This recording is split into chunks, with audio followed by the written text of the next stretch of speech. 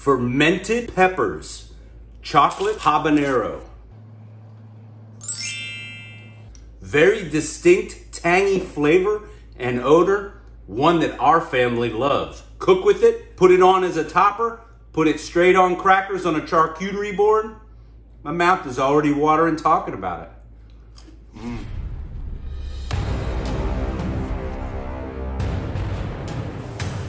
We've reached the tail end of our season. We've had a couple of good harvests and so many peppers come pouring in at once.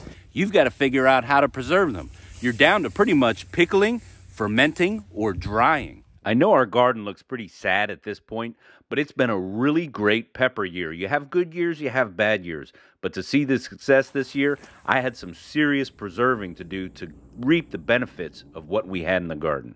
Preparation for fermenting pickles is really simplistic. You want to cut them open because there's voids and hollows that you have to ensure that the pickle gets inside that hollow. So you've got to open it up. Then you pick your ingredients. We like to use garlic, onion, and carrots in ours. You may have picked up earlier in the video, we're going to be splitting these out into the 3 different types of peppers that we have: red, yellow, and chocolate-colored habaneros. Just figure it's a little bit unique on the sauces where you can get some variety in those colors. They pretty much taste the same though. I think only second to tomatoes in variety and desire to grow is peppers, and specifically hot peppers. Very easy to grow once you know your soil and the options for what you can do with it. Fermented, dried, ground are limitless, even canned. You've got to watch until the end. The sauce that comes out of this is absolutely amazing. You can see here we put it on our deer chili with a little bit of pickled onions. My mouth is watering again just talking about it. Here's another little interesting tidbit. The heat inside of a pepper resides inside of the webbing in the seeds. If you want to pick up the flavor, maybe a little bit less of the heat, cut the meat off of the outside, and when you're left with that center core, throw that away. But for our sauce, we want all the heat we can get, so all we're cutting off is the stems and that little hard bit at the end of the pepper, putting all of the rest of that, either sliced in half or just kind of pieced together, into our fermenting jars that we're going to use. And because these are growing in the garden, maybe not store-bought, watch out for kind of rotten ones or ones that may have gotten a worm into them or a bit that's kind of unappetizing, and remove those from your pickle. We'll now make the actual pickle recipe, and it's probably the easiest part of the entire process. I would recommend using a kitchen scale to get these weights, and out there on the interwebs, there's great little calculators that you can use. Make yourself a gallon at a time. It's easy to do it that way. Calculate your weight, tear it out on the scale, and just mix it together. There's several different types of salt you can use. There's pickling salt, canning salt. There's also kosher salt or even sea salt. The one salt that you can't use is the iodized table salt. At this point, it's as simple as that, folks. You just mix it together at around a 3% concentration and your pickle is done. Then you pour that into your jar, and this is a little bit trickier part because you're going to try and control 2 things: the oxygen from getting into your container, and don't let your solids or your peppers or whatever you're in there pickling float at the surface. It can grow mold, but if it's underneath and contained under your pickle, it won't grow that mold, and that healthy bacteria will do its magic on the sugars contained in those peppers. You do want to get those crushed down as tight as you can inside your container to get under that water. Here we're using a hamburger cut masher in order to crunch them up a little bit and get them to sink a little bit lower into the container. In the end, it all goes into a food processor anyhow, so it really doesn't matter how much you beat them up or crush them up at this point. And yes, if you're sensitive to the heat that comes from that oil, wear gloves. It can wake you up in the middle of the night or the next day when you take a shower and your pores open up in the hot water. You can feel it. It doesn't really bother me much, but some people seem to be more sensitive to it, so keep that in mind. Again, you want to get all of that air out. So there's air trapped all throughout these peppers in the voids. So put your cap on. You can see the air bubbling back up to the top. That was a full jar. You'll have to do this numerous times. Get the air out, refill it back up again.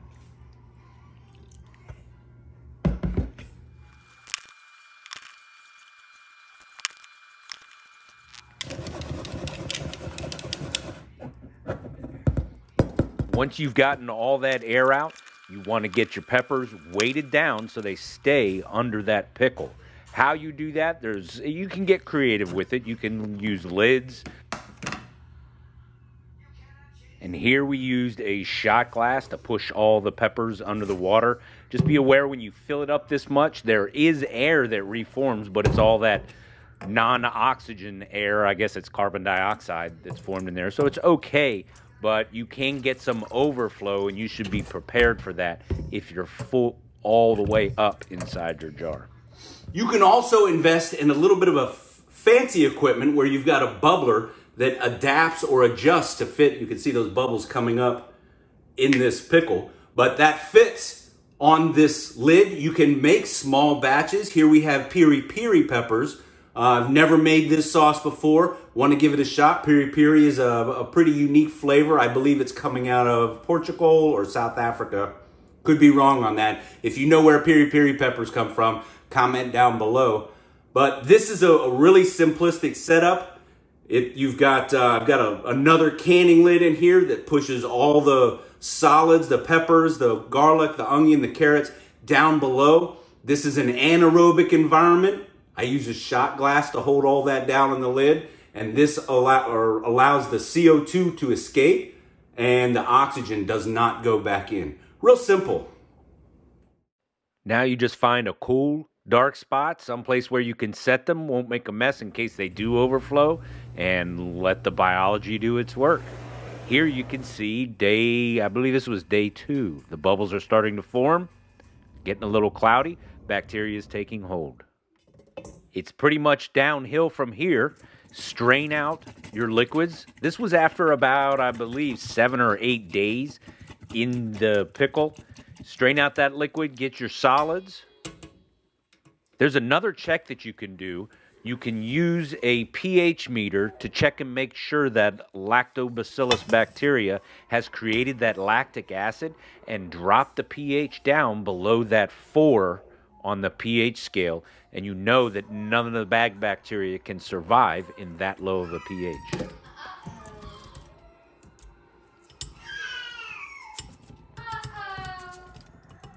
That's baby Raylan, my grandbaby in the background. This is her film debut. She was over for a visit while we were filming this portion of the video. You've got another option that you can use, and that's add a little bit of white vinegar into your mix. Number one, I like the flavor, but you're also getting some of the benefit of that acetic acid that's in the vinegar to help preserve your mix. Adding those liquids, for example, even some more of that pickle, will define the thickness that your sauce ends up being. I like my sauce a little bit on the thicker side, so it'll actually stand tall on something like a cracker, but you get to decide the thickness of the sauce that you like. I know I mentioned this before, but I'll put links down below to the gear and equipment we use in the video. I like these hermetically sealed jars. They're reusable, and they also come with a cool little funnel, a silicone funnel here that helps you fill each of the jars.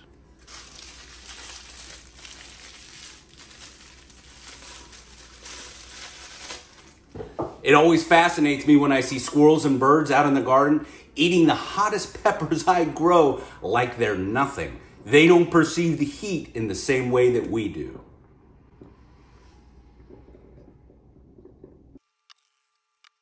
That capsaicin oil is what you end up experiencing, or your nerves or your taste buds interpret as heat.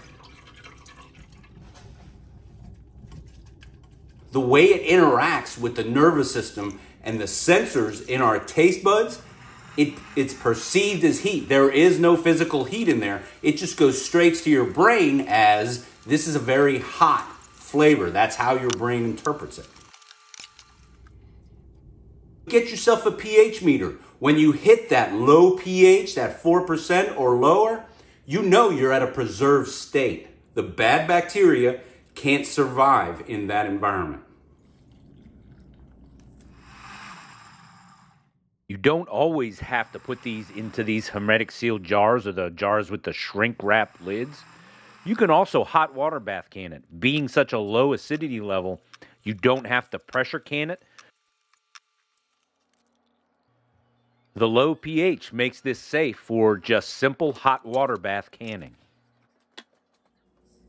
Not just these regular fermented sauces is the only way to preserve this. We've also got another video, if you look in our library of videos, of drying out the peppers. You can make a fantastic pepper flake, and it's even easier than doing it fermentation style.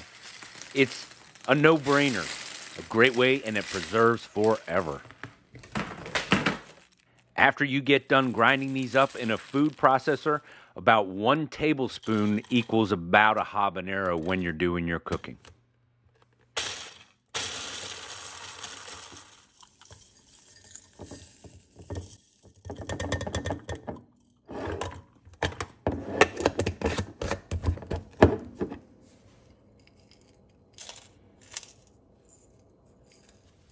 So YouTube says that this video is perfect for your viewing habits. This is my latest upload, and over here is a playlist you might just enjoy.